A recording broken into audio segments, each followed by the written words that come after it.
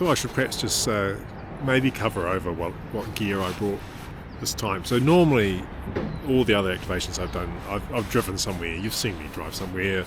I always take the collapsible mask, we unpack it, we struggle in the wind to prop it up, and then we eventually get ourselves sorted. Because I wasn't driving to Queenstown, because it's a relatively long way, I actually flew. So and because of that, you're sort of limited as to what gear you can take. And to be also honest about it, I was a little bit unsure about the parks that I was going to be able to activate and really what it was going to be like there. Now, I did sort of Google a little bit, sort of see what, like the Queenstown Park that we were in the other day, what that was like. I didn't even think about the one we had here, but I knew that we could get to the lake, and so I was hoping or banking on there being some trees that we could use. So thankfully we managed to pull that off. But I took kind of the minimal gear that I needed, and I thought I'd just go through it. Now, we had our weight, the drink bottle. I brought that here. I had to drink it. Sacrifices I could. And obviously you saw the radio, but so I took this time a 12 meter random wire antenna. I did, like if I had the space, I could have taken a longer one. I thought 12 meters sort of seemed like not a bad compromise. I think it was okay in the end. You can get a wire, you get a line up 12 meters.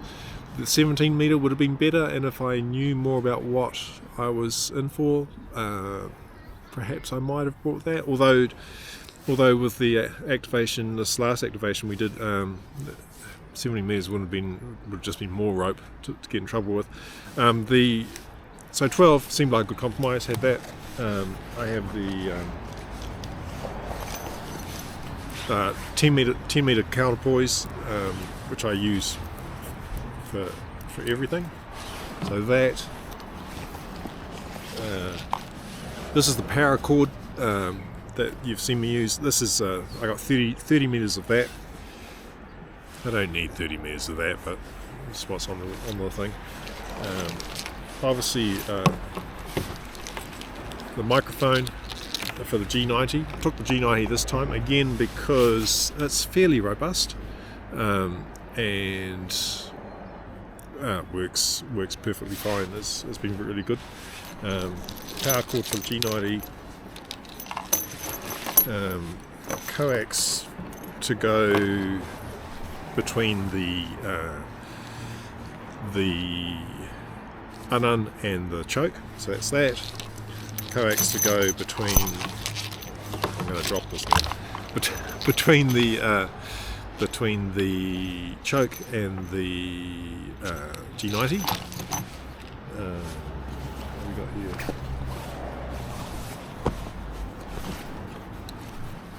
Tripod, didn't need that. The choke, the 9-to-1 unun. Oops. The G90 itself with this printed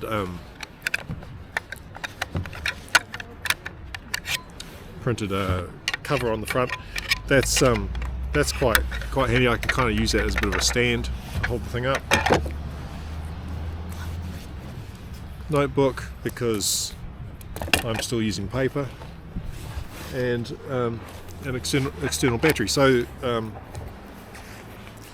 this is 76 watt hours. Now, when you're flying, there are limits as to the size of battery you can take.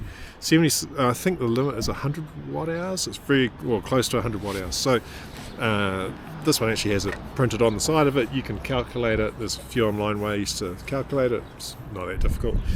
If you have a battery that's bigger than 76 watt hours, it's bigger than say 100 watt hours, the airport security are going to chuck it away and you'll lose it. 76 is perfect, but also you don't know quite what results you're going to get with airport security. It's always a little bit of a lottery. This time they were great. They didn't have any concerns. They just wanted to know what was the battery for. I said it's for the radio that's in the bag, and they said, oh great, no worries. but that's not always the case. So you never quite know what you're going to get. 76 watt hours, or this battery 7 amp hours will give me. I could probably do four or five half-hour activations with it. So it was going to cover me for the weekend, which is great. Not too big, and I didn't bring a charger for it, so we got what we got. Now I put the whole thing just in a laptop bag. Fits in there quite nicely, but that was that's all I had. It's enough, and it's not a bad option for just a couple of activations when you're traveling. Now you might want to take something different. We could have taken the 705 and not worried about an external battery. That would be an option, but we struggled a little bit with the short antenna and with our sort of compromise setup. So maybe the 20 watts helped us, maybe it didn't. I don't know. Doesn't really matter now. We've done it. So there you go. That's what I took.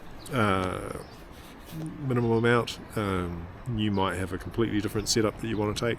Could have taken a end-fed half wave, but then on 40 meters you've still got quite a lot of wire involved, and then you'd want to probably use a coil or something to bring it down. So didn't take the super antenna that I'd been lent. I had thought about it, but if I took that, you certainly need to make sure you get rid of the spike, and it's not my antenna, and if airport security just decided that they didn't like it, yeah, that would have been a shame. So I didn't. I went with something that I knew would be workable and that I shouldn't really have any dramas about.